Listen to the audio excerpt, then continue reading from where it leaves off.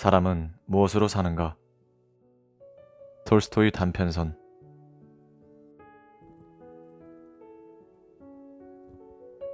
집도 땅도 없는 구두수성공 시몬이 어느 농가에 새들어 살고 있었다.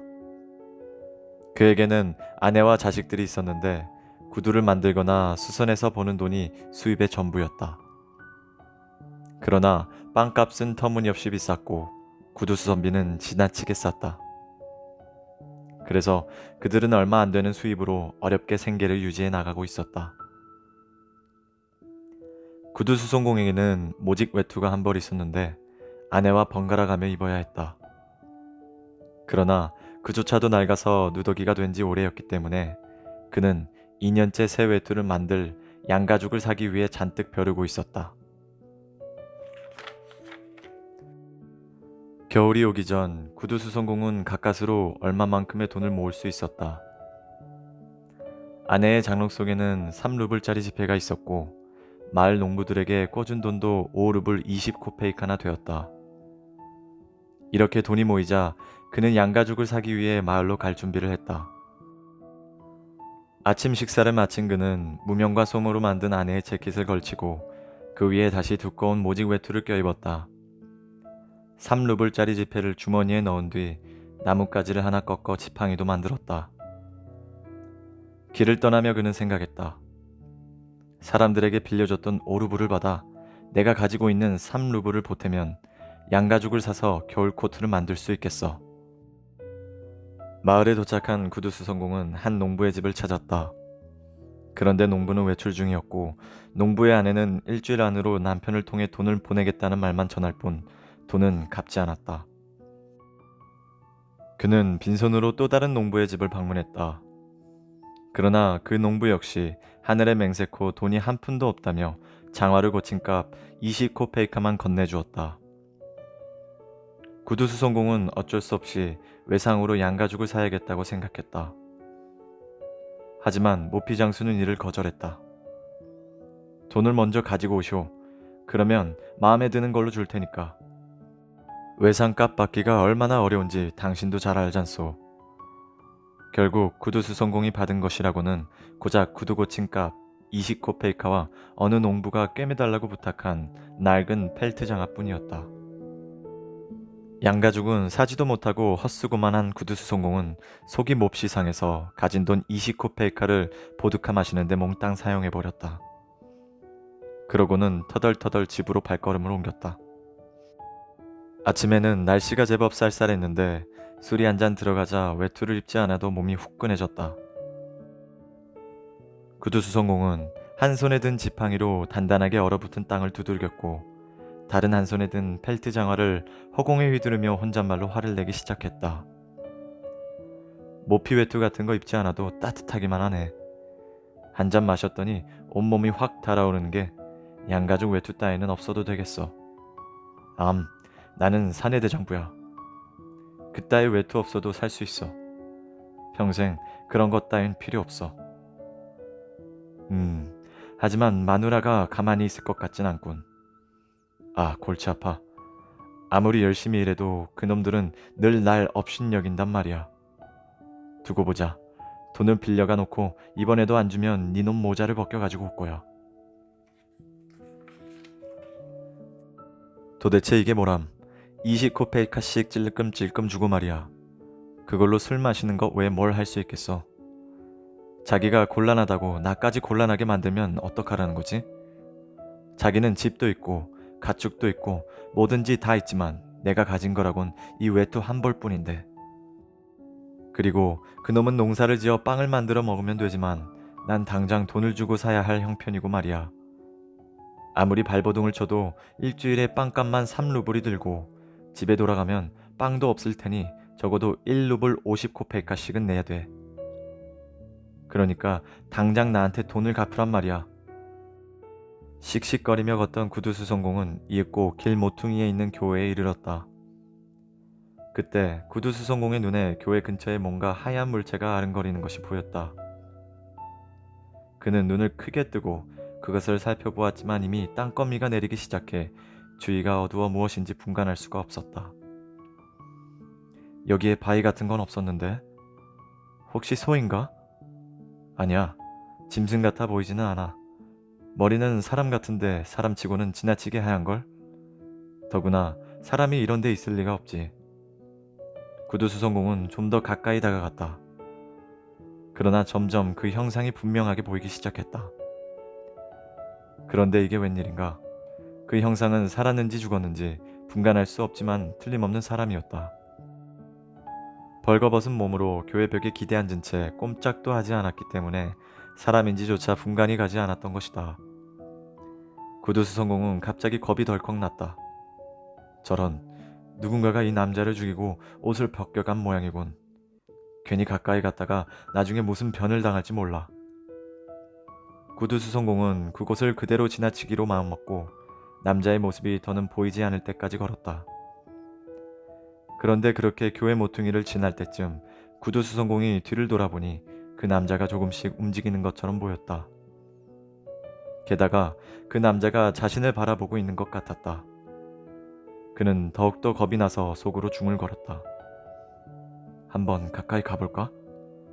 아니면 그냥 이대로 지나쳐 갈까? 혹시 곁에 갔다가 무슨 봉변이라도 당하면 어떡하지? 지금 나는 저놈이 누군지 전혀 알 수가 없잖아.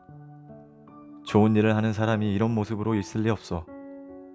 가까이 다가가는 순간 무섭게 덤벼들어 내 목을 졸라버릴지 몰라. 그러면 난 꼼짝없이 죽는 거야. 목 졸려 죽지는 않더라도 결국 좋지 않은 일을 당할 게 뻔해. 만일 돕는다고 해도 저 벌고숭이를 어쩐담? 내 옷을 벗어줄 수도 없는 노릇이고. 에라 모르겠다. 그냥 가버리자. 구두수성공은 걸음을 재촉했다. 그런데 교회를 거의 벗어났을 무렵 그의 내면 깊은 곳에서부터 우러나오는 양심의 목소리가 들리기 시작했다. 그는 길 한복판에 멈춰서서 자신을 향해 이렇게 말했다. 시몬, 넌 도대체 뭘 하고 있는 거지? 사람이 어려운 일을 당해 죽어가고 있는데 겁이나 집어먹고 슬그머니 도망치려고 하다니. 네가 무슨 부자라도 된다고 가진 재산을 빼앗길까봐 그렇게 겁이 난단 말이야? 시몬, 이건 옳지 않은 행동이야. 단단히 결심한 구두수성공은 발길을 돌려 사내에게 다가갔다. 구두수성공 시몬은 벌거벗은 남자 곁으로 다가가 그를 자세히 살펴보았다. 가까이서 보니 그는 젊은 남자였다. 그래서인지 몸은 튼튼해 보였고 다행히 얻어맞은 흔적도 없어 보였다. 그러나 그는 몸이 꽁꽁 얼어붙어 덜덜 떨고 있었다. 젊은이는 벽에 기대앉은 채 시몬을 쳐다보지도 못했다. 약해질 대로 약해져서 눈을 뜰 힘조차 없는 것 같았다. 시몬이 한 걸음 더 다가가자 젊은이는 그제야 정신을 차리고 눈을 떴다. 고개를 돌려 똑바로 쳐다보는 젊은이의 눈빛이 시몬의 마음을 움직였다. 시몬은 들고 있던 펠트 장화를 땅바닥에 팽개치고 허리띠를 풀어놓은 다음 서둘러 외투를 벗었다. 젊은이, 이러고 있을 때가 아니야. 이걸 입어요. 자, 어서. 시몬은 젊은이를 부축해 일으켰다. 젊은이는 힘겹게 자리에서 일어섰다. 그는 키도 훤칠하고 몸도 깨끗했으며 손발도 거칠지 않았다. 잘생긴 얼굴은 기품 있는 인상을 주었다. 시몬은 젊은이에게 외투를 입혀주려 했지만 팔을 소매에 잘 꿰지 못했다. 그는 직접 젊은이의 두 팔을 외투에 끼워주었고 옷자락을 여민 다음 허리띠를 매주었다. 시몬은 자신이 쓰고 있던 낡은 모자도 벗어 젊은이에게 씌워주려다가 그랬다가는 자신이 너무 추울 것 같아 다시 썼다. 난 머리칼이 거의 없지만 이 젊은이는 머리숱이 많으니 괜찮을 거야. 그보다는 신발을 신겨주는 게 낫겠군. 시몬은 젊은이를 앉히고 펠트 장화도 직접 신겨주었다. 이젠 됐네. 자, 좀 움직여서 몸을 녹여야지. 뒷일은 걱정하지 않아도 돼. 어떻게든 될 거야. 그런데 자네 걸을 수는 있겠나? 그러나 젊은이는 부드러운 눈길로 시몬을 바라볼 뿐 아무 말도 없었다. 왜 아무 말이 없는 거지? 여기서 그냥 겨울을 지낼 셈인가? 집으로 돌아가야지. 자, 여기 내 지팡이가 있으니 기운이 없으면 이걸 짚게나. 자, 걸어보게. 걸어봐. 젊은이는 시몬을 따라 걸음을 옮기기 시작했다. 빠른 걸음은 아니었지만 뒤처지지도 않았다. 함께 길을 걷던 시몬이 그에게 말을 걸었다. 자네는 도대체 어디서 왔나? 저는 이 고장 사람이 아닙니다. 아무렴 이 마을 사람이라면 내가 다 아니까 말이야. 왜 이런 데까지 왔지? 그것도 교회 모퉁이에 말이야. 그건 말씀드릴 수 없습니다. 틀림없이 어떤 나쁜 녀석들이 이런 짓을 한 게지. 아무도 제게 나쁜 짓을 하지 않았습니다. 저는 하나님의 벌을 받았을 뿐입니다. 그야 모든 일이 하나님의 뜻이긴 하지만 어쨌든 자네 좀 쉬어야 할 텐데 어디로 갈 생각인가? 어디라도 괜찮습니다. 시몬은 조금 놀랐다. 나쁜 사람 같지도 않고 말씨도 공손한 이 젊은이는 무슨 사정이 있는지 자신에 대해서는 한마디도 하려 하지 않았다. 시몬은 속으로 생각했다. 하긴 세상에는 말 못할 일도 많지. 시몬은 젊은이에게 이렇게 말했다. 그렇다면 자네 우리 집으로 가는 것이 어떤가? 몸을 좀 녹일 수 있을 걸세. 그렇게 두 남자는 나란히 시몬의 집을 향해 걸었다. 찬바람이 시몬의 셔츠 속으로 스며들었다. 술 기운이 가시니 점점 추위가 몰려오기 시작했다. 시몬은 코를 훌쩍거리며 몸에 걸친 아내의 재킷을 잔뜩 여미다가 슬슬 걱정되기 시작했다. 이게 어떻게 된 일이람? 모피 외투를 마련하러 갔다가 외투는커녕 벌거숭이 젊은이까지 달고 가다니. 마트려나가 잔소리 꽤나 하겠는걸? 아내의 얼굴을 떠올리자 시몬은 잠시 침울해졌다. 하지만 곁에서 함께 걷고 있는 이 낯선 젊은이를 바라보니 교회 뒤에서 자신을 쳐다보았던 그 시선이 생각나 괜히 가슴이 벅차올랐다. 시몬의 아내는 바삐 집안일을 마쳤다. 장작을 패고 물을 깃고 아이들과 함께 저녁 식사도 했다. 대강 일을 끝내놓은 그녀는 홀로 이런저런 생각에 잠겼다. 빵은 언제 굽지? 오늘 구울까? 아니면 내일 구울까? 빵은 아직 큰 덩어리가 하나 남아있기는 했다. 시몬이 점심을 먹고 온다면 저녁은 그리 많이 먹지 않겠지? 그러면 내일 먹을 빵은 이것으로 충분할 거야. 마트료나는 빵 조각을 만지작대며 중얼거렸다. 오늘은 빵을 굽지 말아야겠다. 밀가루도 얼마 남지 않았으니 이걸로 금요일까지 버텨봐야겠어. 마트료나는 빵을 치운 뒤 식탁에 앉아 남편의 낡은 셔츠를 기우며 남편이 어떤 양가죽을 사올지 상상해 보았다. 모피 장수에게는 속지는 않았겠지? 사람이 워낙 어수룩해서 말이야. 남을 조금도 속일 줄 모르고 대신 어린아이에게도 속는 사람이니. 하지만 8루블이면 적지 않은 돈이니까 좋은 가죽을 살 수 있을 거야. 최고급 모피는 아니더라도 일반 모피 외투는 만들 수 있겠지. 지난 겨울에는 모피 외투가 없어서 얼마나 고생했는지. 강가에도 못 가고 산에도 갈 수 없었지. 바로 오늘만 해도 그이가 옷을 몽땅 입고 나가버리니까 난 걸칠 옷이 하나도 없잖아. 그런데 왜 이렇게 늦는 걸까? 일찍 떠나진 않았지만 그래도 이제 올 때가 됐는데. 이 양반이 혹시 술을 마시고 있는 건 아닐까? 그때 현관 계단에서 삐걱거리는 소리가 났다. 마트르나는 기우고 있던 낡은 셔츠에 바늘을 꽂아놓은 채 현관으로 나갔다. 현관에는 시몬 그리고 펠트 장화를 신은 낯선 젊은이, 이렇게 두 사람이 서 있었다. 이런, 역시나 마시고 왔군. 마트르나는 남편에게서 단번에 술기운을 느꼈다. 남편은 외투도 입지 않고 겉옷만 걸친 채 손에 아무것도 들고 있지 않았다. 말없이 푹 죽어있는 그의 모습을 본 마트르나는 속이 상해서 가슴이 찢어지는 듯 했다. 그 돈으로 몽땅 마셔버렸군. 얼굴도 모르는 거지랑 퍼마신 것도 모자라 집에까지 끌고 오다니. 마트르나는 일단 두 사람을 안으로 들어오게 하다가 생판 모르는 젊은 사내가 부부의 하나뿐인 외투를 걸치고 있다는 사실을 깨달았다. 그는 외투 안에 셔츠도 입지 않고 모자도 쓰지 않고 있었다. 집 안에 들어선 젊은이는 제자리에 가만히 선 채 움직이지도 않고 고개를 들지도 않았다. 마트르나는 그가 분명 무슨 잘못을 저질러 겁먹은 거라고 생각했다.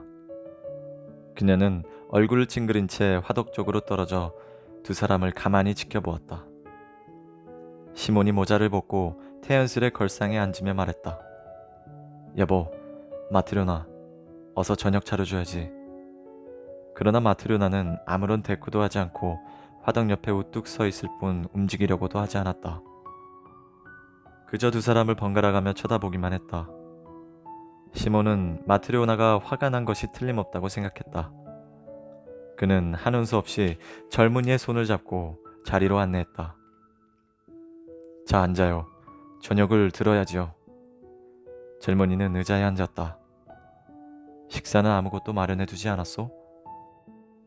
그러자 마트르나는 화가 머리끝까지 치솟아서 소리쳤다. 만들긴 했지만 당신이 먹을 건 없어요. 당신은 염치도 없는 사람이에요. 모피를 사러 간다던 사람이 모피는커녕 술이나 퍼마시고 그것도 모자라 웬 벌거숭이까지 데리고 오다니. 당신들 같은 주정뱅이한테 줄 저녁은 없어요. 마트르나, 알지도 못하면서 함부로 말하지 말아요. 먼저 이 사람이 누군지 어떻게 여기까지 왔는지 물어보는 것이 순서 아니오? 그러자 마트르나는 발끈했다. 돈은 어디에 썼는지 말해봐요. 시몬은 외투 주머니를 뒤져 지폐를 꺼내 펼쳐보았다. 돈은 여기 그대로 있어. 그리고 트리포노프에게는 돈을 받지 못했고 오늘은 돈이 없으니 내일 꼭 주겠다고 그럽디다. 마트르나는 기가 막혔다. 대체 무슨 일이란 말인가? 모피도 사오지 않았으면서 하나밖에 없는 외투마저 생판 모르는 벌거숭이에게 입혀 집에까지 데리고 오다니. 마트르나는 시몬이 식탁 위에 올려둔 지폐를 잡아채며 말했다. 저녁은 없어요. 어느 누가 벌거숭이와 술 주정뱅이에게 밥을 먹여주겠어요? 여보, 말 조심해요. 먼저 내 말 좀 들어보라니까. 당신 같은 주정뱅이한테서 무슨 말을 들어요. 나는 처음부터 당신 같은 주정뱅이한테 시집오고 싶지 않았어요. 어머니가 주신 옷감도 당신이 술값으로 몽땅 날려버렸죠. 그것도 모자라 이번엔 모피 사러 간다더니 그 돈을 전부 술 마시는 데 쓰고. 시몬은 아내에게 술값은 고작 20코페이카 뿐이라며 어디에서 이 사람을 만났고 어떻게 데리고 오게 되었는지 설명하려고 했지만 마트르나는 그에게 말할 틈조차 주지 않았다. 마트르나는 쉴 새 없이 잔소리를 쏟아냈을 뿐 아니라 심지어 10년 전 일까지 들춰내기 시작했다. 한참 동안 이 말 저 말 퍼붓던 그녀는 시몬에게 달려들어 그가 입고 있던 재킷의 옵소매를 붙들고 늘어졌다. 내 옷 이리 줘요. 한 벌밖에 없는 내 옷을 뺏어 입고서 염치도 없지. 어서 이리 내요. 이 못난 인간 같으니. 시몬이 아내의 무명 재킷을 막 벗으려는 찰나 마트르나가 한쪽 소매를 힘껏 잡아당기는 바람에 재킷의 솔기가 우두둑 뜯겨 나가고 말았다. 마트르나는 소매가 뜯긴 재킷을 빼앗아 뒤집어 쓰고는 문 쪽으로 달려갔다. 그러나 문을 벌컥 열고 밖으로 나가려던 그녀는 문득 걸음을 멈췄다. 속이 무척이나 상하기는 했지만 이 낯선 젊은이가 누군지는 알고 싶어졌기 때문이다. 마트르나는 제자리에 서서 말했다. 만약 저 젊은이가 좋은 사람이라면 저런 꼴일 리가 없잖아요. 이 사람은 셔츠도 입고 있지 않아요. 만약 당신이 좋은 일을 한 것이라면 어디서 이 젊은이를 어떻게 데리고 왔는지 내게 왜 말을 못하고 있는 거죠? 그러니까 내가 아까부터 계속 설명하려 하지 않았소. 교회 옆에 이 사람이 앉아 있었는데 완전히 얼어붙어 있더군. 여름도 아닌데 벌거벗은 몸으로 말이오. 하나님이 나를 이 사람에게로 보내신 게 틀림없소. 그렇지 않았더라면 이 사람은 죽고 말았을 테니.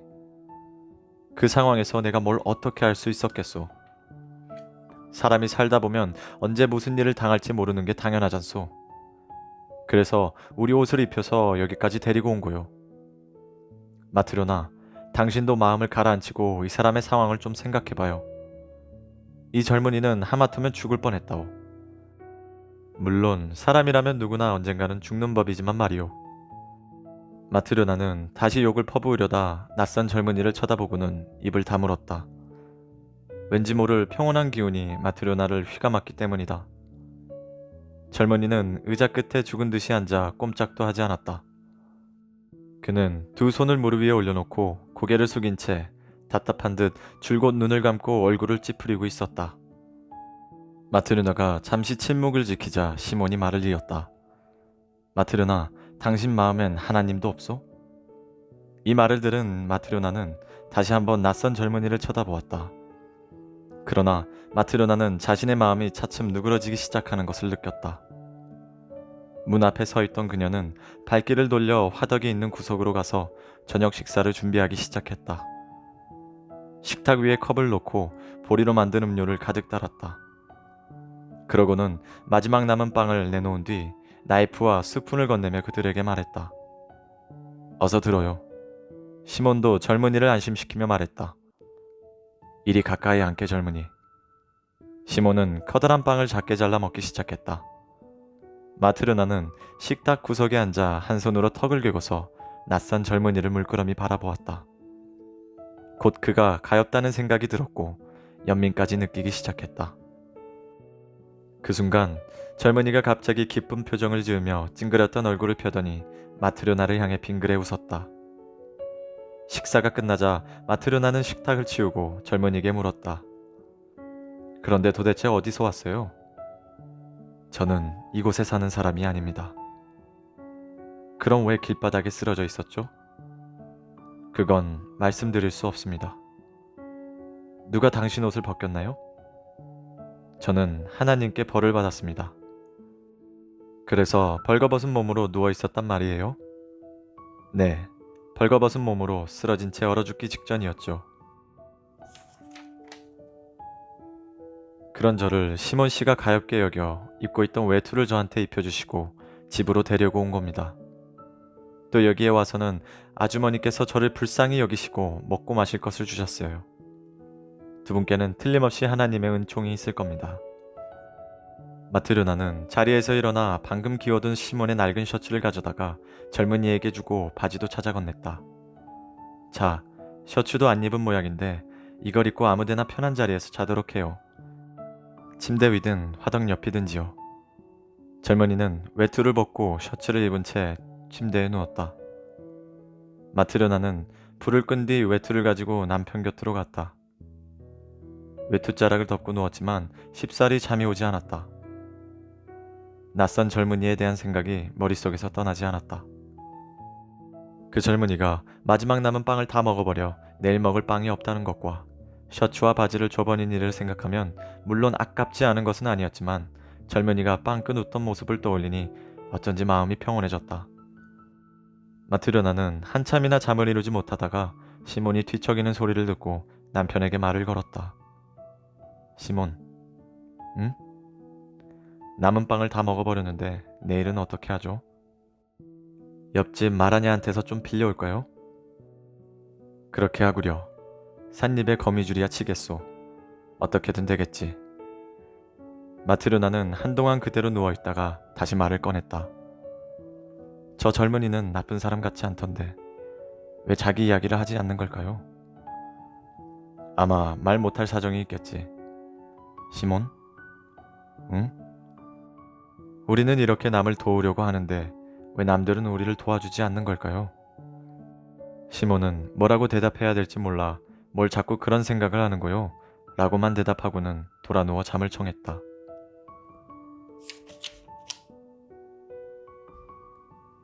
아침이 되어 시몬은 잠에서 깨어났다. 아이들은 아직 꿈나라 속에 있었고 아내는 벌써 옆집에 빵을 빌리러 갔는지 보이지 않았다. 어젯밤에 데려온 젊은이는 낡은 셔츠와 바지를 입은 채 멍하니 의자에 앉아 있었다. 어제보다는 표정이 한결 밝아 보였다. 시몬이 말을 걸었다. 이봐 젊은이, 뱃속에서 먹을 것을 원하고 몸에는 걸칠 것이 있어야 하니 뭐든 돈벌이를 해야 하지 않겠나? 자네 무슨 일을 할 수 있는가? 저는 할 줄 아는 일이 아무것도 없습니다. 시몬은 깜짝 놀라며 다시 말을 이었다. 그래도 하려는 마음만 먹으면 되는 거야. 사람은 뭐든지 배울 수 있다네. 네, 사람들 모두가 일하니 저도 일하겠습니다. 좋아. 그런데 자네 이름이 뭔가? 미하일이라고 합니다. 그래, 미하일. 자네는 자신의 이야기를 하고 싶어 하지 않느니 묻지는 않겠네. 굳이 들어야 할 이유도 없고 말이야. 하지만 사람이라면 반드시 일하면서 살아가야 하네. 만약 내 일을 돕겠다면 우리 집에 머물러도 좋아. 어떤가? 하나님이 축복이 함께 하시길. 고맙습니다. 무슨 일이든 가르쳐 주시면 열심히 배우겠습니다. 시몬은 실을 집어들고 손가락에 감아 매듭을 지었다. 일은 별로 어렵지 않네. 잘 보게. 미하일은 자세히 들여다보니 시몬처럼 실을 손가락에 감고 금방 매듭을 만들었다. 시몬이 실 끝에 왁스를 칠하는 방법을 보여주자 미하일은 그것도 한 번에 따라했다. 빳빳한 실을 바늘에 깨고 깁는 방법을 가르치니 이 일도 금세 익혔다. 미하일은 어떤 작업이든 금세 배웠으며 사흘째부터는 마치 지금까지 쭉 수선 일을 해온 사람처럼 능숙하게 일하기 시작했다. 그는 쉴 새 없이 일하면서도 식사는 조금밖에 하지 않았다. 일하다가 휴식할 때는 조용히 앉아 천장만 바라보았다. 밖에도 나가지 않았고 필요 없는 말이나 농담 같은 것도 하지 않았으며 웃지도 않았다.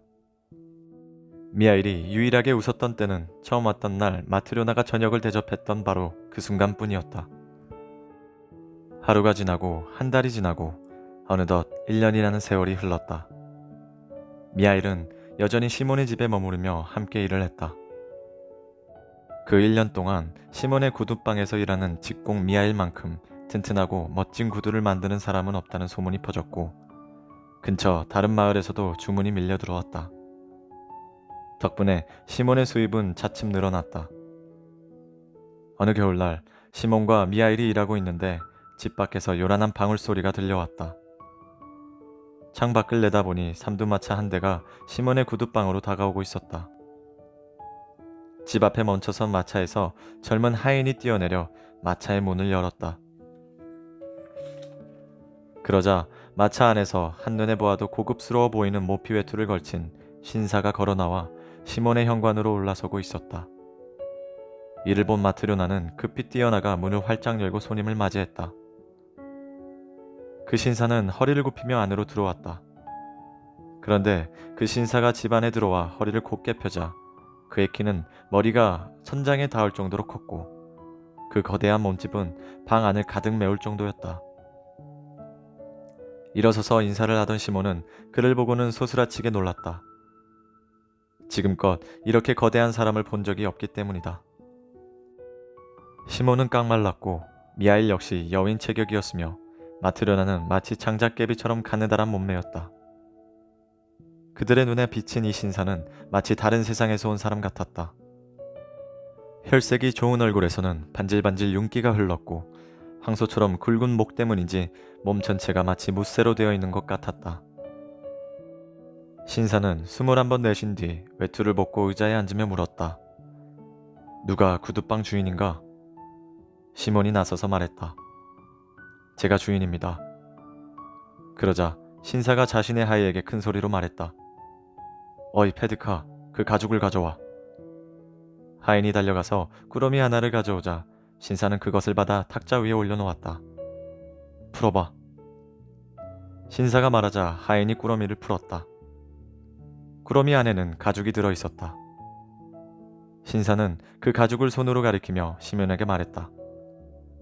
이봐 수송공, 이 물건이 보이나? 예, 보입니다. 시몬이 대답했다. 그럼 이 물건이 어떤 것인지 알겠나? 시몬이 가죽을 잠시 만져보고는 말했다. 좋은 가죽이군요. 어리석은 사람 같으니라고. 그야 물론 좋은 가죽이지. 자네는 한 번도 이런 가죽을 본 적이 없을 게야. 이건 독일제로 20루블이나 한단 말이지. 그러자 시몬이 겁을 집어먹고 말했다. 저희 같은 사람이 어떻게 이런 가죽을 구경이나 했겠습니까? 그렇겠지. 그런데 말이야, 자네 이 가죽으로 내 발에 꼭 맞는 장화를 만들 수 있겠나?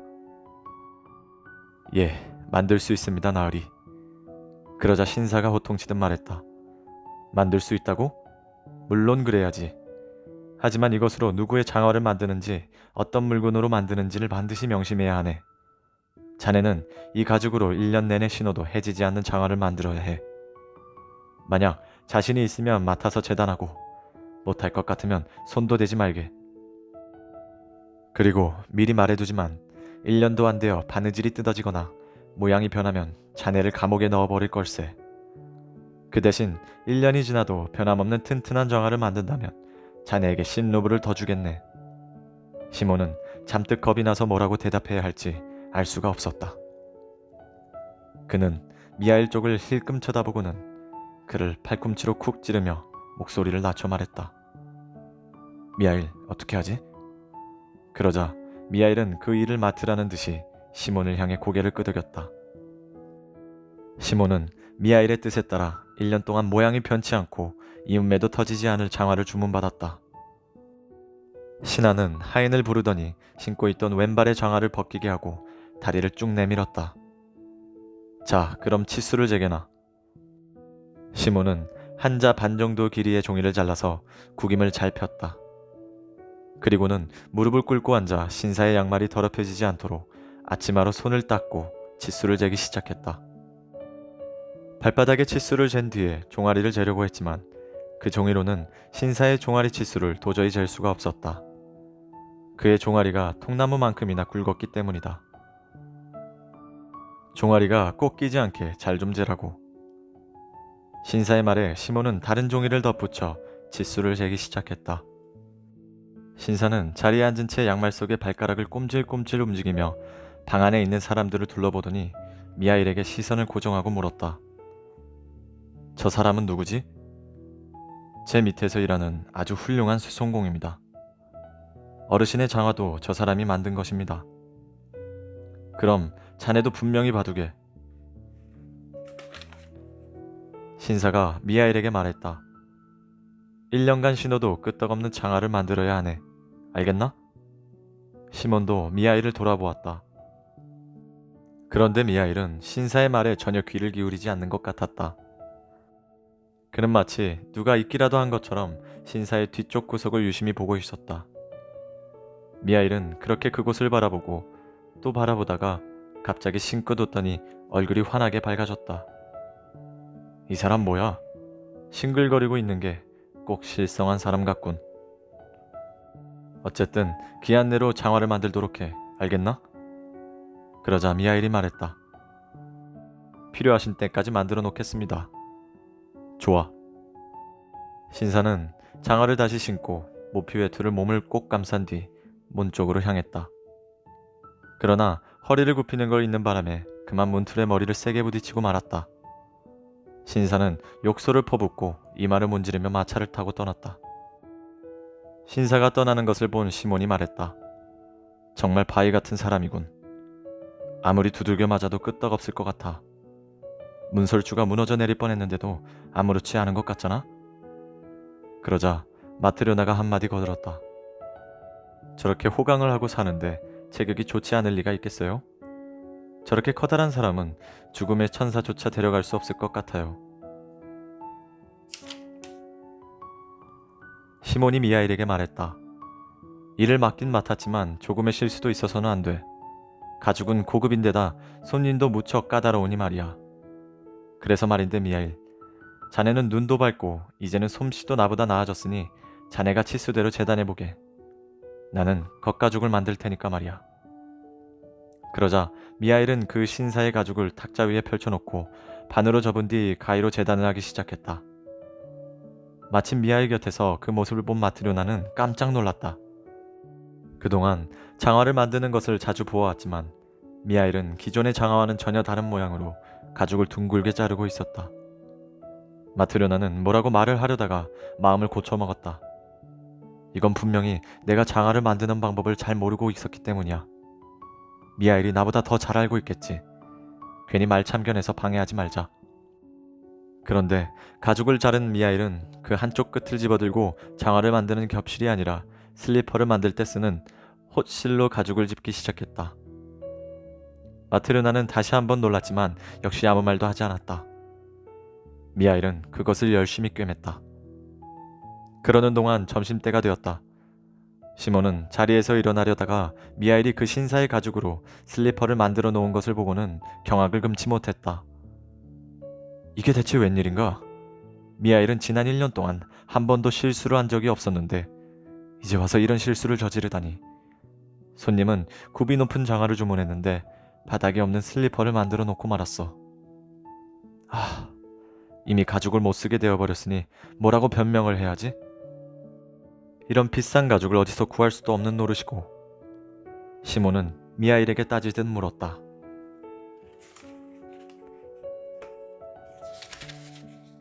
자네, 도대체 이게 무슨 짓인가? 지금 날 죽일 작정인가? 그 손님은 장화를 주문했는데 자넨 도대체 뭘 만들어 놓은 건가? 시몬이 미하일에게 마구 잔소리를 하려던 찰나 초인종이 울리더니 누군가 문을 두드렸다. 창문으로 내려다보니 한 남자가 구두방 앞에 말을 메고 있었다. 문을 열자 아까 그 신사를 따라왔던 젊은 하인이 들어왔다.